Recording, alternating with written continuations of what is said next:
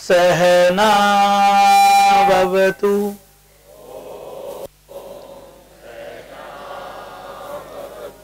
सहनो भुनक्तु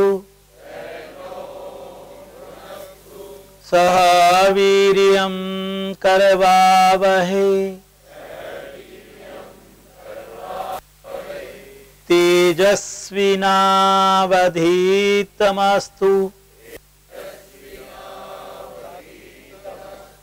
मा विद्विषावहै।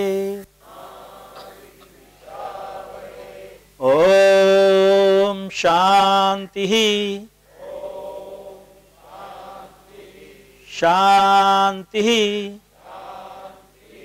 शांति।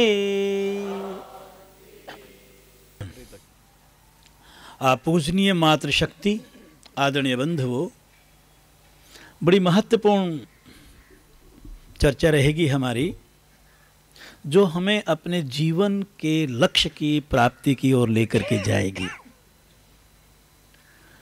जीवन का लक्ष्य ईश्वर की प्राप्ति करना, ईश्वर की अनुभूति करना है।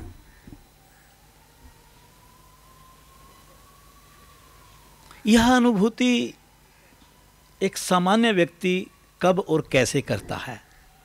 जब वह अपनी साधना की कैवल्य अवस्था में पहुंचता है तो उसे जीवन के लक्ष्य की प्राप्ति अर्थात ईश्वर की अनुभूति होती है।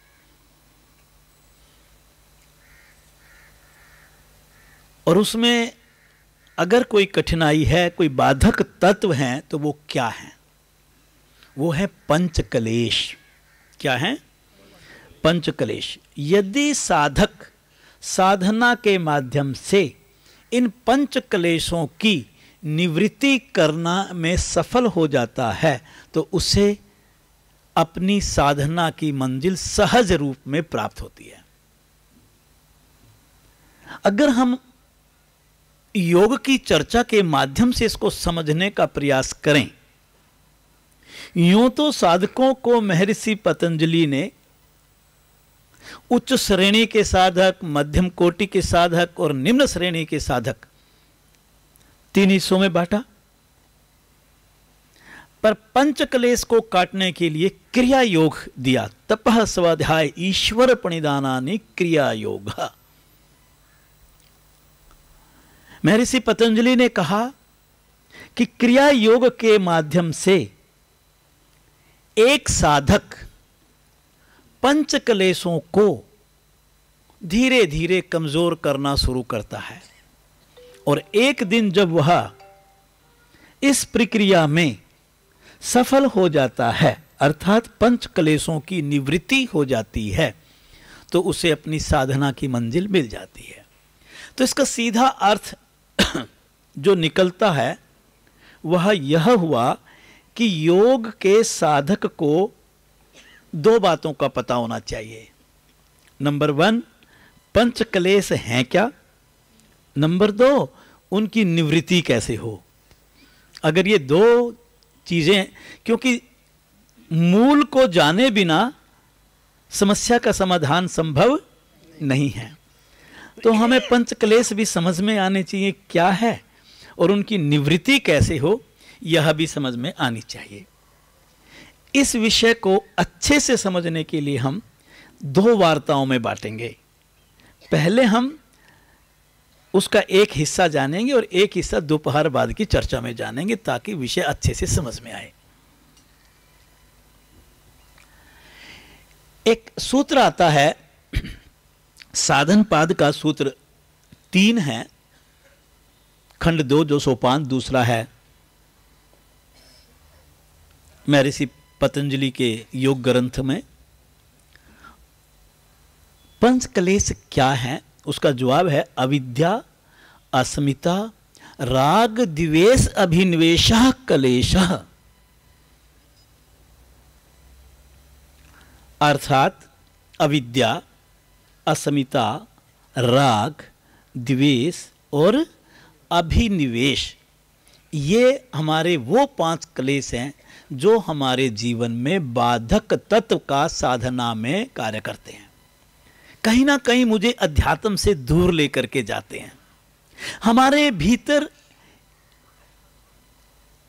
इन पंच कलेशों की वजह से भ्रम पैदा होते हैं, संशय पैदा होते हैं, या यूं कह लीजिए हमारा जो ज्ञान है वो विप्रेय ज्ञान हो जाता है। ठीक को गलत समझना और गलत को ठीक समझना, और ये हमारे साथ सारा दिन होता है दिनचर्या में। ठीक को गलत समझना और गलत को ठीक समझना। कार में हम सुख मानते हैं, पैदल चलने में नहीं मानते। पैदल चलने में हमें पीड़ा होती है। कार है तो हम दूसरी जगह जाएंगे, पैदल जाना पड़े तो पीछे हट जाएंगे। ये एक बड़ा सिंपल उदाहरण दे रहा हूं मैं जीवन का। इसको विप्रेय ज्ञान कहते हैं। क्या कहते हैं? आपको कटिंग करवाने के लिए जाना है, आपका 0.25 किलोमीटर दूर है घर, जाइए ना पैदल। क्यों उठाई गाड़ी आपने? आपको कॉलोनी में किसी दोस्त जानकार के घर जाना है, आधा किलोमीटर है, जाइए ना पैदल। आधा किलोमीटर पैदल जाएंगे, आधा किलोमीटर आएंगे। लेकिन आज प्रथा क्या है, अगर आप पैदल उसके दरवाजे पहुंचे तो शायद आदर कम होगा। कार से उतरेंगे 50 लाख वाली से, जरा रोब बोल दो ज़्यादा पड़ेगा। होता है कि नहीं ऐसे? आपने देखा होटल में कार पार्किंग कहीं होती है, होटल की एंट्री कहीं और होती है, लेकिन जो मालिक, ड्राइवर आगे बैठा होता है, मालिक पीछे बैठा होता है, वो कभी भी कार पार्किंग में नहीं उतरता। वो ड्राइवर को क्या कहता है, एंट्री गेट पे जाओ, वहाँ सलूट वलूट लगते हैं, फिर वो ड्राइवर मोड़ करके गाड़ी पार्किंग में लगाता है। विप्रेय ज्ञान। कौन सा ज्ञान? ठीक को गलत और गलत को ठीक जब हम मानने लगते हैं, ये मुझे मेरे लक्ष्य से दूर लेकर के जाता है। इन पांचों क्लेशों के बारे में आराम आराम से समझेंगे। इसमें सबसे बड़ा क्लेश कोई है, वो है अविद्या, अज्ञानता। ये एक ऐसा पर्दा है जो मेरे चित्त के ऊपर चढ़ा रहता है। जब तक इस पर्दे को नहीं हटाएंगे तो आप अपने आत्म स्वरूप से साक्षात नहीं हो सकते। अविद्या क्षेत्र मुत्रेषाम प्रसुप्त अविच्छिन्न उदाराणाम। अविद्या को तमस कहा गया है। क्या कहा गया है? तमस। अविद्या बाकी कलेशों की जननी है। जैसे मां बच्चे को जन्म देती है, जैसे गमले में मिट्टी खाद पानी मिलकर के पौधे को जन्म देती है, ऐसे अविद्या मेरे बाकी कलेशों को, बोल दीजिए, जन्म। तो इसलिए जननी हुई उसकी। क्या हुई है? जननी हुई। सारे क्लेश, जैसे बच्चा मां की गोद में खेलता है और बच्चा सोता भी मां की गोद में है, जो आपके अस्मिता, राग, द्वेष, अभिनिवेश रूपी अन्य क्लेश हैं, उनकी मां कौन है? उनकी गोद में जाके खेलते हैं। ये उन्हीं में फलते फूलते हैं और वहीं शांत भी रहते हैं। कई बार देखा हो, बच्चा रो रहा है, परेशान है, तो माँ उसको क्या करती है, अपने गले से लगा लेती है, तो बच्चा थोड़ी देर सुबकियाँ लेता है और फिर उसके बाद शांत हो जाता है। तो शांत भी ये वहीं होते हैं। लेकिन जिस दिन अविद्या नाम की चीज ही खत्म हो जाएगी, अज्ञानता का पर्दा ही खत्म हो जाएगा, तो अज्ञानता ही नहीं रहेगी, तो उसकी बाकी चार रूप भी खत्म हो जाएंगे। वो वास्तव में मेरी साधना की मंजिल कहलाएगी। ये जो क्लेश हैं, बाकी चारों क्लेश अविद्या के पास रहते हैं। किस रूप में रहते हैं? इन क्लेशों की चार अवस्थाएं हैं। बोलिए कितनी अवस्थाएं हैं? चार। पहली अवस्था है प्रसुप्त अवस्था, दूसरी है तनु अवस्था, तीसरी है विच्छिन्न अवस्था, चौथी है उदार अवस्था। इनको कम शब्दों में समझेंगे तब आपको बातें समझ में आएंगी। जब चारों क्लेश अविद्या रूपी मां जननी के पास प्रसुप्त अवस्था में होते हैं तो ये निष्क्रिय रहते हैं, ये अपनी हलचल पैदा नहीं। माना कि बच्चा मां की गोद में प्रगाढ़ नींद में सो रहा है, तो वो कोई शरारत कर सकता है क्या? तो अगर ऐसी स्थिति किसी योगी ने योग करके प्राप्त की है तो यह उसकी तत्वलीन योगी की अवस्था होगी। यह उसकी कौन सी स्थिति होगी? अस्मितानुगत समाधि की स्थिति होगी। कौन सी स्थिति होगी? यह उसकी संप्रज्ञात योग की स्थिति होगी, एक ऐसी स्थिति जहां उसने वैराग्य को प्राप्त कर लिया है। उसके ऊपर बाहर की चकाचौंध कोई असर नहीं डाल सकती। उसको आप ऐसा समझ लें, और ज्यादा स्पष्ट करने के लिए मैं एक गमला लाता हूं, उसमें खाद डाल देता हूं, उसमें मिट्टी डाल देता हूं, उसमें मैं बीज भी डाल देता हूं और अंधेरे कमरे में रख देता हूं। बच्चा अंधेरे में सोता है ना, तो पौधा उगेगा क्या? क्या उस बीज में उर्वरा शक्ति नहीं है? लेकिन उसको वातावरण नहीं मिला। उसको बोलो, उर्वरा शक्ति होते हुए भी वो कभी भी उसको दिखा नहीं पाएगा, पौधा नहीं बन पाएगा। ठीक वैसे ही अन्य चारों क्लेश जब अज्ञानता की इस गोद में प्रसुप्त अवस्था में प्रगाढ़ नींद में सो रहे होते हैं। ये कौन होता है? जिसने स्वभाव से अपने ऊपर विजय हासिल कर ली है, जिसने तत्वों को जान लिया है। ये साधना की सर्वोच्च अवस्था कहलाती है। बस उसके बाद तो कैवल्य अवस्था बाकी है, जिसमें कि उसने अपने अज्ञानता रूपी पर्दे को भी हटाना है, साधना को कंटिन्यू करते हुए। बहुत ऊंची अवस्था है ये। और दूसरी अवस्था अगर कोई है तो वो मैंने आपको बताया तनु अवस्था। तनु अवस्था उससे थोड़ी नीचे की है, प्रयास वाली अवस्था है, अच्छा लगता है। एक उदाहरण दूंगा, आपको एकदम समझ में आएगा। मिस्टर एक्स मदिरा का सेवन करते हैं। क्या करते हैं? धूम्रपान की आदत है। लेकिन आप जैसे श्वेत वस्त्रधारी के संपर्क में आ गए और आपने उनके कंधे पर नीले रंग का बैग रख दिया और क्या कहा कि मेरे साथ चला कर, दोस्ती अच्छी है। उसने उठाया, वो 4 दिन 10 दिन महीना 2 महीने 3 महीने उसने नियमित रूप से साधना की। साधना करते करते उसके भीतर परिवर्तन आया और मदिरा का सेवन होता है ना, ऐसे धूम्रपान बंद हो गया। अब उसको आनंद आता है, उसको अच्छा लगता है। ये उसकी एक ऐसी अवस्था है आनंद। पर एक बात याद रखना, ये मत सोचना कि उसने मदिरा छोड़ दी। ये भूल, इस चक्कर में मत पड़ जाना। क्योंकि अगर उसने कभी महीना 2 महीना 3 महीने किसी कारणवश लड़की की शादी हुई, केंद्र पे जाना बंद, महीना 2 महीने उसके बाद जाना बंद, ऐसा हुआ कि उसके 2-3 महीने तक गए ही नहीं। 3 महीने का उसके दोस्त की लड़के की शादी थी, वहां पर कॉकटेल पार्टी हुई। कॉकटेल पार्टी में पुराने दोस्त मिले और दोस्तों ने बाजू पकड़ी और उसको काउंटर पर ले गए। हो गया काम। आप समझे मेरी बात? वातावरण मिला और फिर खेती शुरू। वो क्लेश पुनः जागृत हो गया। क्या हो गया? उसने प्रयास पूर्वक एक अच्छा संग पा करके एक आनंदानुगत समाधि में गया था, लेकिन दोबारा व्युत्थान काल में पहुंच गया। कहां पहुंच गया? इस संसारिक दुनिया में पहुंच गया और फिर उसी उलझन में पड़ गया। लेकिन अगर वो ऐसा नहीं करता, प्रयास पूर्वक है, तो ये प्रयास एक दिन उसके स्वभाव में बदलेगा। और स्वभाव में बदलेगा जो इससे पहले की आपको अभी स्थिति बतलाई थी, वो भी एक तत्वलीन योगी की तरह अब फिर उसके बाद मुड़ करके नहीं आएगा। जिस दिन स्वभाव बन गया, अभी तो प्रयास है ना, क्या बन गया? स्वभाव बन गया, फिर वो मुड़ करके आने वाला नहीं है। और तीसरी अवस्था क्या है? विच्छिन्न अवस्था। कौन सी अवस्था? मजबूरी, डर, भय, डांट, दंड, परिस्थिति वश आपने किसी कलेश से पीछा छुड़ा रखा है। एक उदाहरण दूंगा तो आपको बड़ा अच्छा लगेगा। उदाहरण से चीज जल्दी समझ में आ।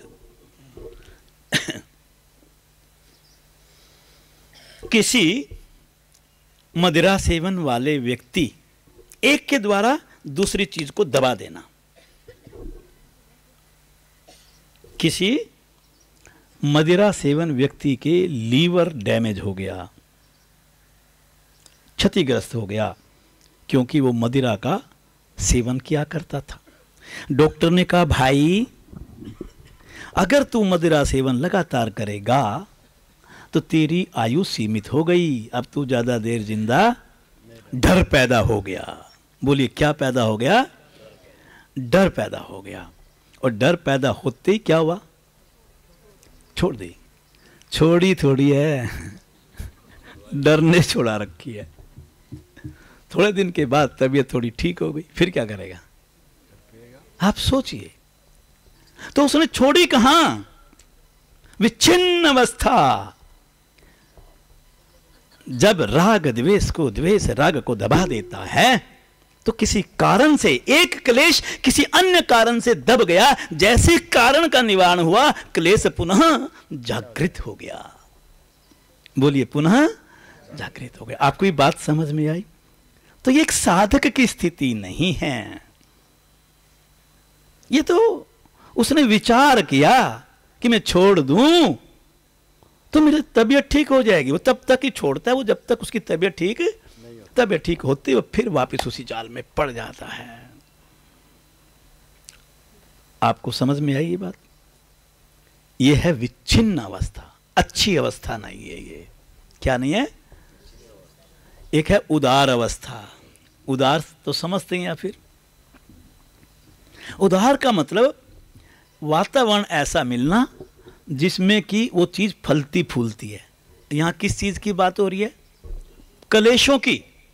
कलेशों को ऐसा वातावरण मिलना जैसे अगर बीज को खाद, पानी, मिट्टी, धूप सही अनुपात में मिल जाए तो पौधा फले फूलेगा। तो प्यारे, ये क्लेश हैं। एक सांसारिक क्लेशों की बात तो हम करते हैं, लेकिन अपने भीतर के क्लेशों की बात नहीं करते। और जब आपके इन क्लेशों को भीतर अनुकूल वातावरण मिलता है तो ये खूब फलते फूलते हैं। इसको बोलते हैं व्यक्ति की व्युत्थान काल की अवस्था। जब व्यक्ति पूर्ण रूप से बहिर्मुखी, वह संसारिक होता है, तो वह अच्छा बुरा, गलत ठीक, धर्म अधर्म के बीच में, बोलिए, अंतर नहीं समझता। उसको पता ही नहीं तेरे लिए क्या ठीक है और क्या गलत है। बस वो तो उसी को ही आनंद मानता है, उसी को ही आनंद मानता है। ज्यादातर जिधर धन होता है उधर ऐसी संभावनाएं ज्यादा होती हैं। और जो व्यक्ति धन कमाने के बाद इन क्लेशों को वशीकरण में करना सीख जाता है, आप सच मानो उसके लिए उसका धन भी उसके लिए सुखदायी हो जाएगा। लेकिन हम इन चीजों को कई बार समझ नहीं पाते। आपने इन चारों क्लेशों की अवस्थाएं तो देखी, पर जिस मां की गोद में ये खेलते हैं, क्या बोला? उस मां को भी जान लें असली मायनों में वो है क्या? क्या था वो? नाम भूल गया मैं। अच्छा, आप ज्ञानी हैं। अविद्या कहते किसको हैं? एक बड़ा प्यारा सूत्र आता है, अनित्य शुचि दुखानात्म सु नित्य शुचि सुखात्म ख्यातिर विद्या। ख्यातिर विद्या, इसमें 4 शब्द आए हैं। अनित्य, असुचिता, दुख। अनित्य को नित्य समझना, असुचिता होता है अपवित्र, अपवित्र को पवित्र समझना, और अनात्म, अनात्म होता है जड़, अनात्म को आत्मा समझ जाना सबसे बड़ी भूल है।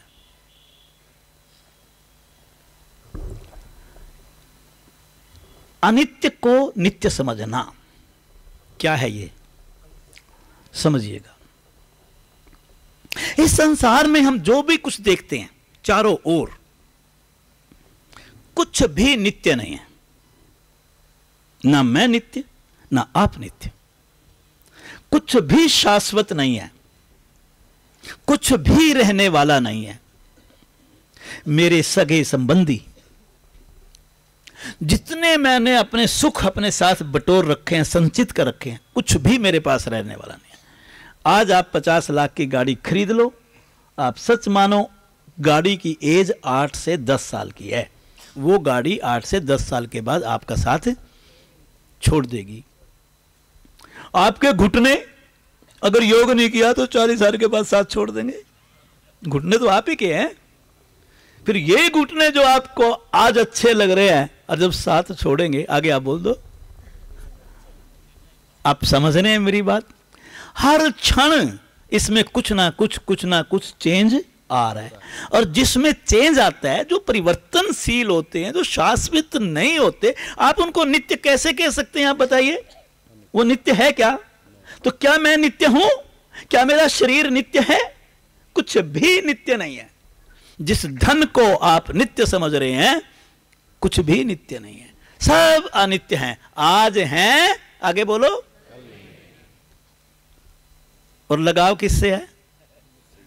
अब हंसते हैं सुरेश जी, है कि नहीं ये बात? अपवित्र को पवित्र समझना, ये अविद्या की परिभाषा दे रहा हूं। क्या बोला? अपवित्र को।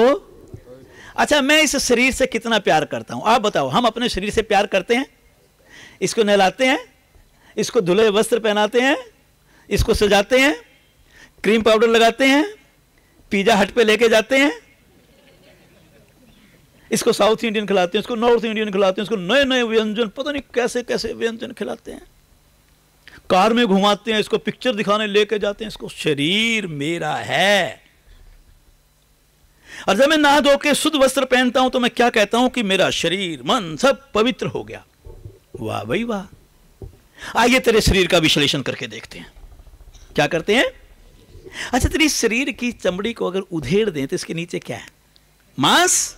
मांस को प्लेट में रख करके देखिए कितना पवित्र है। अच्छा, उस मांस के थोड़ा और नीचे जाइए, क्या है? हड्डी। हड्डी को प्लेट में रख करके सामने परोसिए, बड़ी पवित्र है। आपके सामने रक्त एक कटोरा भर करके सामने रख दें तो बड़ा पवित्र लगेगा। आपके शरीर से कफ निकाल करके एक कटोरी में वो रख दें, देखो कैसे नाक चढ़ा रहे हैं।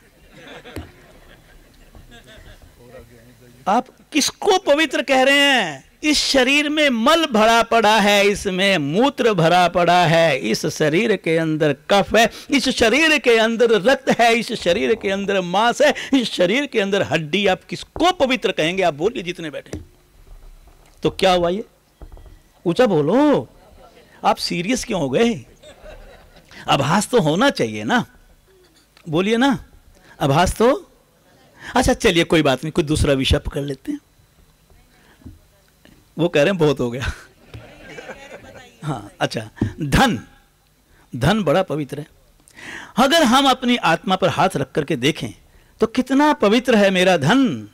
जब मैं व्यवसाय करता हूं, या मैं नौकरी करता हूं, या मैं किसी और रास्ते से धन कमाता हूं, कितनी पवित्रता है वो, कितनी ईमानदारी है उसमें, कितनी सच्चाई है उसमें।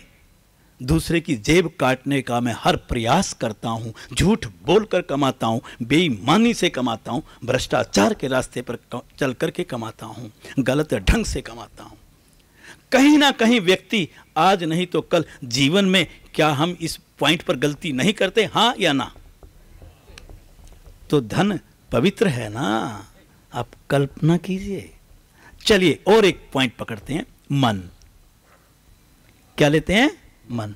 मन के अंदर सारे ईश्वरीय विचार चलते हैं हर वक्त। हाँ, सकारात्मक विचार। हम किसी को बुरा ही नहीं चाहते। ये मन जिसको आप निकृष्ट और नकारात्मक और तामसिक विचारों से घेर कर रखते हो 24 घंटे, इस मन को पवित्र कहेंगे क्या हम? बोलिए।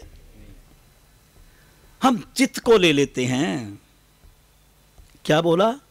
शरीर तेरा, मन तेरा, धन तेरा, चित्त तेरा। जौन सा भी इसमें से पवित्र है दावा करिएगा। जब मेरे नकारात्मक विचार हैं, जब मैं निकृष्ट कार्य करता हूं, जब धर्म और अधर्म, गलत और ठीक का मुझे ज्ञान ही नहीं, जो मर्जी मैं किए जा रहा हूं, तो जो कर्म करूंगा क्या उन कर्मों की अनुभूतियां और संस्कार मेरे भीतर वृत्ति बनकर मेरे चित्त पर संचित नहीं होंगे। तो ये चित्त रूपी पर्दा जब इन निकृष्टताओं के साथ, इस तमस के साथ कालिमा को लिए हुए मेरी आत्मा के ऊपर ढका हुआ है, तो इस चित्त को मैं पवित्र कहूंगा क्या? कितने सीरियस बैठे हैं सारे, ढीले हो गए सारे। पर यह सच्चाई है, यह व्यवहारिक पक्ष है। चर्चाएं हमें कुछ कहती हैं, उस पर अगर हम विश्लेषण करें तो धुलाई एक दिन में नहीं होती। मैं हमेशा कहता हूं कि शारीरिक, आध्यात्मिक और मानसिक धुलाई के लिए कोई समय निश्चित नहीं होता। यह जीवन पर्यंत चलने वाली महत्वपूर्ण आध्यात्मिक प्रक्रिया है और यही सच्चा योग है। बोलिए क्या है? यही सच्चा योग। इस अपवित्रता को पवित्रता का नाम देना, इस अपवित्र शरीर, इस अपवित्र धन, इस अपवित्र मन और इस अपवित्र चित्त को पवित्र मान लेना अविद्या है। क्या है? अविद्या है।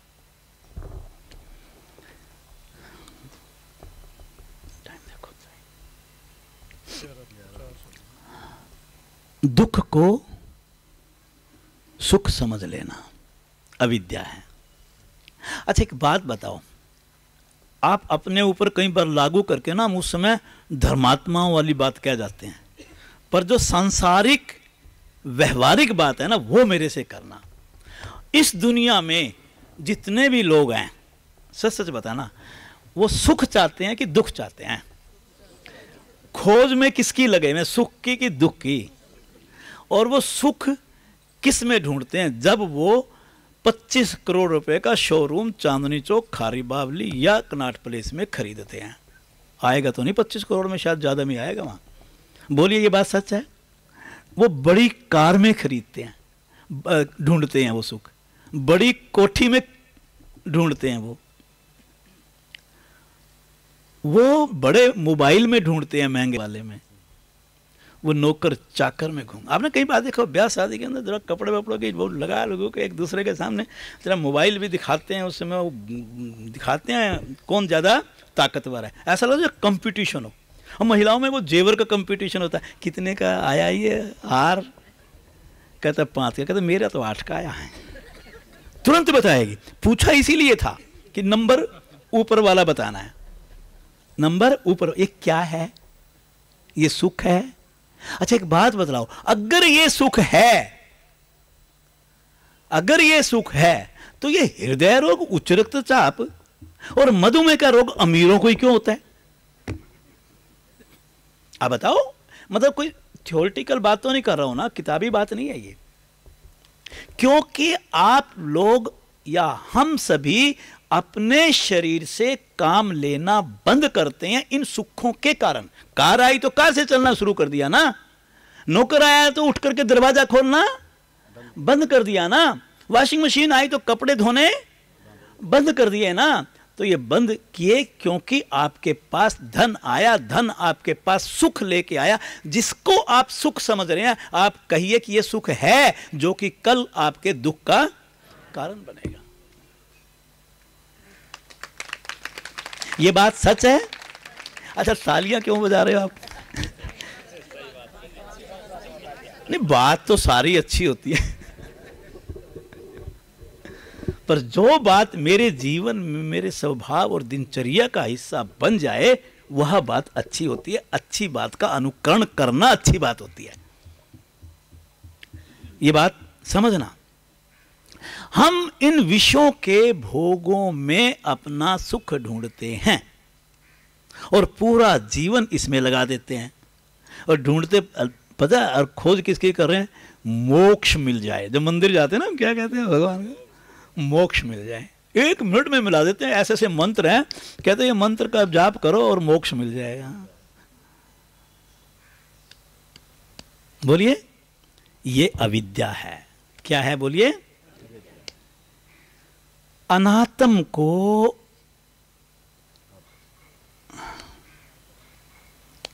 कहीं ध्यान चला गया? अहमदाबाद वालों को कह रहा हूं, हाँ? फोन बज गया। वो भी सुख का कारण होगा उनके, मोबाइल है ना। हमारा बचपन देखो ना, मोबाइल थे ही नहीं और ज़िंदगी बड़ी अच्छी हुआ करती थी। जब वो हमने समय देखा है, चिट्ठी आती थी, पहले इतना कोई पढ़े लिखे भी नहीं होते थे। दादी या माँ पास में बैठ जाती थी अपने बेटे या पोते को लेके, पढ़ना नहीं जानती थी और कहती थी, बेटा मोनू ये चिट्ठी पढ़ के सुना तेरे मामा ने क्या लिख के भेजा है। पढ़ ली, अगले दिन फिर सोनू ये वही चिट्ठी पढ़ के, उस चिट्ठी के पढ़ने में आनंद खोजते थे। वो जमाना था, पर वो हमसे ज़्यादा योगी थे, बड़े योगी थे। उनके जीवन में सादगी थी, उनके जीवन में सादगी थी। अनात्मा को आत्मा समझना, जड़ को चेतन समझ लेना अविद्या है, बहुत बड़ा जाल है ये। झूठ को सच समझ लेना, जैसे पीछे जो आपको बतलाया था कि भी जो भी चीज़ है इस शरीर, इस संसार में जो हमारे चारों तरफ है, कुछ भी शाश्वत नहीं है, कुछ भी रहने वाला नहीं है। फिर भी मैं क्या कहता हूँ, नहीं, आखिरी टाइम तक भी मैं उसी को सत्य मानता हूँ। और जब तक मैं उसको सत्य मानता रहूँगा तब तक मैं अपने आत्मा से साक्षात बोलो नहीं। जब तक मुझे आत्मा और अनात्मा में, इसको वैसे असमितानुगत स्थिति बोलते हैं व्यक्ति की, जो जड़ और आत्मा के बीच में भेद है, उस भेद को वो समझ नहीं पाता, उसको पता ही नहीं मैं कौन हूं। सारा दिन यही रटता रहता है, मेरा धन, मेरी कार, मेरी कोठी, मेरा नौकर, मेरा मोबाइल। जो जहां ये लग गया वो अहम है। वो क्या है? और अहम अविद्या की व्युत्पत्ति है। जहां अविद्या होगी वहां अहम, बोलो ऊंचा बोलो, आएगा ही आएगा। इसके ऊपर एक दृष्टांत सुनाता हूं, फिर ये विषय पूरा करके और आपको दोपहर भोजन और विश्राम के लिए फ्री कर देंगे, थकाएंगे नहीं। एक मैं सुनाया करता हूँ दृष्टांत, इसमें जो ध्यान के कार्यक्रम होते हैं, पर कई दृष्टांत ऐसे होते हैं जो वास्तव में मुझे कुछ बतलाते हैं। एक कलकत्ता के सेठ जी थे और कलकत्ता में ही स्वामी रामकृष्ण परमहंस जी का आश्रम है, जहाँ स्वामी विवेकानंद जी ने भी उनके सानिध्य में शिक्षा ग्रहण करी।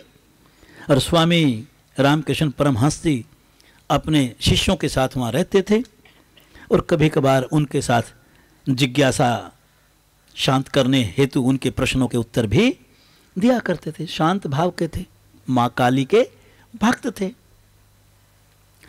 सारे कलकत्ता में चर्चा थी कि स्वामी रामकृष्ण परमहंस जी को माँ काली के दर्शन होते हैं। अब एक सेठ जी को भी पता चला और सेठ जी इन सुख के साधनों में पूरी तरह व्यस्त थे, धन कमाने में, पैसे में, कोठी कार में लिप्त थे।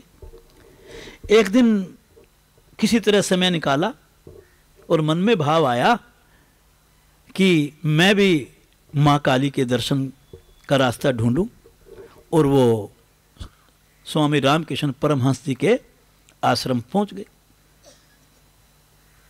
स्वामी रामकृष्ण परमहंस अपने शिष्यों को उनके सवालों के जवाब दिए जा रहे थे। अंत में वो भी नज़दीक लगे, सेठ जी भी, और हल्की आवाज़ में बोले कि गुरुजी, कहते बोलो बस, कहता आपको वास्तव में माँ काली के दर्शन हुए हैं? कहता हाँ हुए हैं। कहते आपके पास मिलने के लिए आती है या आप उनके पास जाते हो? कहते हैं जब मेरा मन करता है मैं अपनी माँ के पास पहुंच जाता हूँ। और आगे बोल दो, जब माँ का मन करता है माँ मेरे पास चली आती है। कहता हाँ, कहता हाँ। सेठ जी को लालच आ गया, कहता है मुझे भी मिला दोगे क्या? कहता हाँ मिला दूंगा। तो कहने लगा फिर गुरुजी एक दिक्कत है। क्या? कहते मैं तो बहुत बड़ा व्यापारी हूँ, सेठ हूँ मैं तो, कलकत्ता का माना हुआ नंबर 1। कहते फिर क्या हुआ? वो तो सबसे मिलती है। कहते नहीं फिर मेरे पास टाइम तो नहीं ना उनके पास जाने का। कहता आपके पास जब आएगी अगली बार आप उनको बोल देना कि वो मेरे पास आ जाए, मिलने के लिए आ जाए। कहते अच्छा। कहता कोई बात नहीं, आ जाएगी माँ, तो माँ ही तो है। कहते तू अपना पता लिख करके दे दे मेरे को। उसने उठा के अपनी दुकान का पता लिख दिया, क्योंकि सारा दिन वही नोट गिनता रहता था बैठे हुए। उसने पर्ची पढ़ी, उसने कहा ये पता कहाँ का है? कहता मेरे बिजनेस सेंटर का है। कहता मैंने तेरे बिजनेस सेंटर का थोड़ी मांगा था। कहता और? कहता मैंने तो तेरा पता मांगा था, तेरे कार्यालय का पता नहीं मांगा था। उसने उठा के अपने घर का पता लिख दिया। अब फिर स्वामी रामकृष्ण परमहंस जी ने कहा कि ये पता कहाँ का है? कहता ये मेरे घर का है। अरे भले आदमी, मैंने तेरे घर का नहीं तेरा पता मांगा है, तेरा पता। अब वो चक्कर आ गया, मैं क्या करूं, मैं क्या करूं? तो उस समय स्वामी रामकृष्ण परमहंस कहते हैं कि सेठ जी, जिस दिन साधना करके तू अपना पता का पता लगा लेगा, जिस दिन तू साधना से, बोलिए, अपने पते का पता लगा लेगा, तो तुझे माँ को बुलाने की जरूरत नहीं, माँ वहीं तेरे पते पे मिलेगी। माँ तेरे पते पे मिलेगी। भगवान को ढूंढने की आवश्यकता नहीं है, भगवान तो पगले तेरे, बोलो, तेरे पास है। उसको तो अनुभव करना है, और अनुभव अविद्या के साथ नहीं हो सकता। किसके साथ? इन पंच क्लेशों को जब तक तू निवृत्त नहीं कर देगा, इनको तिरोहित नहीं कर देगा, अविद्या रूपी पर्दे को अपने चित्त पर जो तूने ढक रखा है, आपके अभी नए पर्दे लगा के दिए हालों में, अब पर्दा लगा करके और ये बाहर के लगे हुए टेंट का दृश्य देखना चाहो, ऊपर जाके देखना, नजर आएगा क्या? तो प्यारे, तुझे ये दृश्य देखना है तो पर्दा, तो बस ऐसे ही तू अपनी साधना रूपी श्रद्धा और विश्वास के साथ, अंतरंगता के साथ जिस दिन तू इस पर्दे को हटा देगा, उस दिन तुझे तेरे ईश्वर के दर्शन हो जाएंगे। ओम शांति शांति शांति।